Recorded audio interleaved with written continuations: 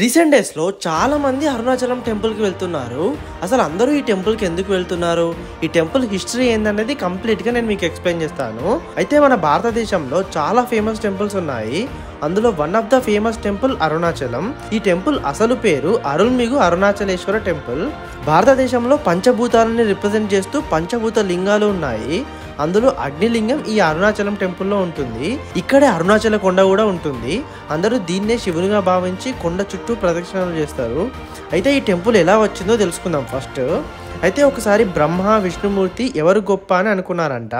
నేనే సృష్టికర్తను అని బ్రహ్మదేవుడు, నేనే అన్ని జరగడానికి కారణమని విష్ణుమూర్తి, ఇలా నేనే గొప్పవని అనుకున్నారంట ఇద్దరు.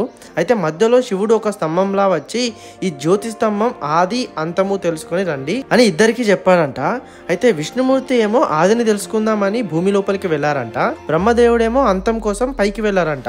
ఇలా కొన్ని వేల సంవత్సరాలు ప్రయాణం చేశాక ఆ బ్రహ్మదేవునికి మధ్యలో అలసట వచ్చి ఆగిపోయారంట. అదే సమయంలో పైనుంచి ఒక మొగిలి పువ్వు పడిందంట. అయితే ఆ పువ్వుని పట్టుకొని అడిగారంట బ్రహ్మదేవుడు, నువ్వు ఎక్కడి నుంచి వస్తున్నావు అని అడిగితే ఆ పువ్వు నేను శివలింగం పైనుంచి వస్తున్నాను అని చెప్పిందంట. అయితే మరి శివలింగం ఇంకా ఎంత దూరం ఉంటుంది అని అడిగితే నేను ఇలా పడడం మొదలుపెట్టి చాలా వేల సంవత్సరాలు అవుతుందని చెప్పిందంట. దాంతో బ్రహ్మదేవుడు నేను అంత దూరం వెళ్ళడం చాలా కష్టమని మొగిలి పువ్వుతో నేను పరమశివుని దగ్గరికి తీసుకెళ్తాను, నిన్ను అంత మరికి వెళ్ళి తీసుకొచ్చానని చెప్పు అని అన్నాడంట. అయితే అప్పుడు ఇంకా మొగిలి పువ్వు కూడా ఓకే అని చెప్పిందంట. అయితే అక్కడికి వచ్చిన కామధేనువు కూడా సాక్ష్యంగా నేను చెప్తాను అని చెప్పిందంట. అయితే ఈ రెండు సాక్ష్యాలను తీసుకొని బ్రహ్మదేవుడు శివుని దగ్గరికి వెళ్ళాడంట. అయితే అప్పటికి విష్ణుమూర్తి ఆదిని కనుక్కోలేక శివుని దగ్గరికి వచ్చేసాడంట అప్పటికే. అయితే బ్రహ్మదేవుడు నేను అగ్నిలింగం దగ్గరికి వెళ్ళాను, అందుకు మొగిలి పువ్వు కామదేవులే సాక్ష్యం అని చెప్పారంట. అందుకు మొగిలి పువ్వు సరే అంటే కామధేను ఏమో తలతో అవును అని చెప్పి తోకతో కాదని చెప్పిందంట. అందుకు శివునికి కోపం వచ్చి నువ్వు భూలోకంలో పూజలు లేకుండా ఉండు అని బ్రహ్మదేవుని శపించాడంట. నువ్వు పూజకి పనికిరావు అని మొగిలి పువ్వుని శపించాడంట. సగం నిజం సగం అబద్ధం చెప్పిన ఆవు ముఖానికి ఏమో పూజలు లేకుండా ఓన్లీ వెనుక భాగంలో పూజలు ఉంటాయని శపించాడంట. అయితే ఈ సంఘటన అంతా ఇక్కడే జరిగిందంట. తర్వాత ఆ అగ్ని రూపం పర్వతంగా మారింది. అదే అన్నామలై. శివునికి ఉండే చాలా పేర్లలో అన్నాలు ఒకటి. అన్నాలంటే అగ్ని, మలై అంటే పర్వతము. ఈ రెండు కలిస్తే అన్నాల్ మలై. దీన్ని అన్నామలైగా పిలుస్తున్నారు ఇప్పుడు మెల్లిమెల్లిగా. అయితే తిరు అంటే తెలుగులో శ్రీలాగా, తమిళంలో గౌరవ చిహ్నంగా పిలుస్తారు. అందుకే దీన్ని ఇప్పుడు కంప్లీట్గా తిరువన్నామలైగా పిలుస్తున్నారు.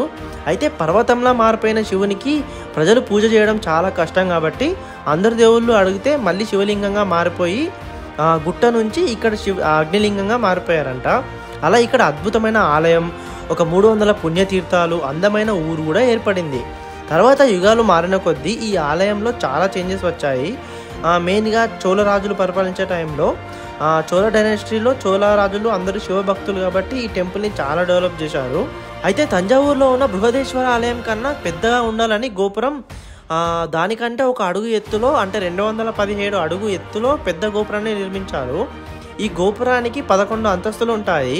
ఇది తూర్పు దిక్కు మెయిన్ గోపురంగా ఉంటుంది. దీన్నే రాజగోపురంగా పిలుస్తారు.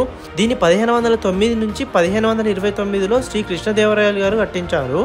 అలాగే టెంపుల్ లోపల చాలా పెద్ద మండపం కూడా ఉంటుంది ఒకటి. అయితే దీన్ని శ్రీకృష్ణదేవరాయలు ప్రజలు ఏమైనా వరదలు కానీ ఆపదలు కానీ వచ్చినప్పుడు ఇక్కడ ఉండొచ్చని కట్టించారంట. చాలా పెద్దగా ఉంటుంది ఈ మండపము. అలాగే ఈ టెంపుల్లో చాలా చిన్న చిన్న టెంపుల్స్ కూడా ఉంటాయి ఇంకా. అయితే మెయిన్గా ఈ టెంపుల్ ప్రత్యేకత ఏంటంటే గిరి ప్రదక్షిణ.